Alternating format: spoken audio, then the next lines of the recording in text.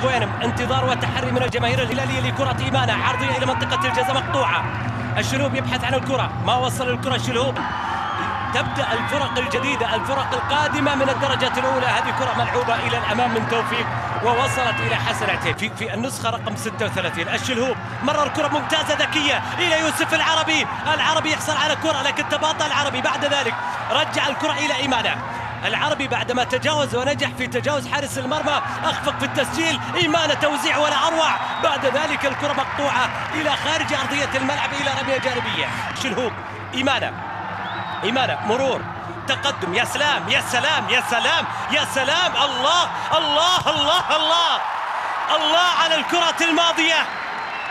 بدأ إبداع الهلال، بدأت ولكن الأهداف لم تبدأ لأن هجر صامد على الأقل حتى الآن إلى الدقيقة رقم 11. ونامي يلعب كرة عرضية والصمود مستمر، ولكن أيضا التوفيق ساهم في أن ضربة حرة مباشرة. إيمانة ربما أقرب للتسديد، إيمانة يصوب والكرة وصلت إلى الغوينم مع الاتفاق في ديربي الشرقية بالراكة. انتهت 1-0 لمصلحة الاتفاق. تمريرة ممتازة إلى يوسف العربي الآن، والكرة وصلت إلى إيمانة مرة ثانية، والتسديد من إيمانة إلى خارج أرض الملعب. إيمانة مرة ثانية، إيمانة يتوغل، يمرر الكرة إلى الشلهوب، والشلهوب في عرضية، والعربي بعد ذلك كرة إلى خارج أرض الملعب. ثابتة المحاولة ملعوبة من الشلهوب، وبعد الكرة وصلت إلى خارج أرض الملعب. خارج منطقة الجزاء 10 لاعبين داخل المنطقة، وإيمانة يخادع العشرة ولكن الخدعة لم تكتمل ووصل ب3 أهداف في جدة. هذه كرة ملعوبة والعتيبي بصعوبة طلع فيما عدا رادوي، الغنام، سلطان برقان وعزيز والغامدي، وهذه محاولة، الله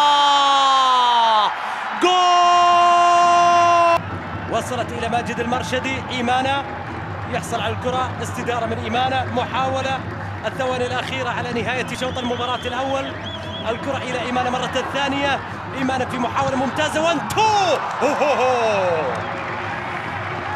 أخذها بجد الرجال. الشلهوب تناقل كرات سريعة الآن للهلال على الجهة اليسرى إلى عبد الله الزوري، اختراق من الزوري وعرضية، لكن لا أحد. دائما عرضيات الهلال لا تجد أحد.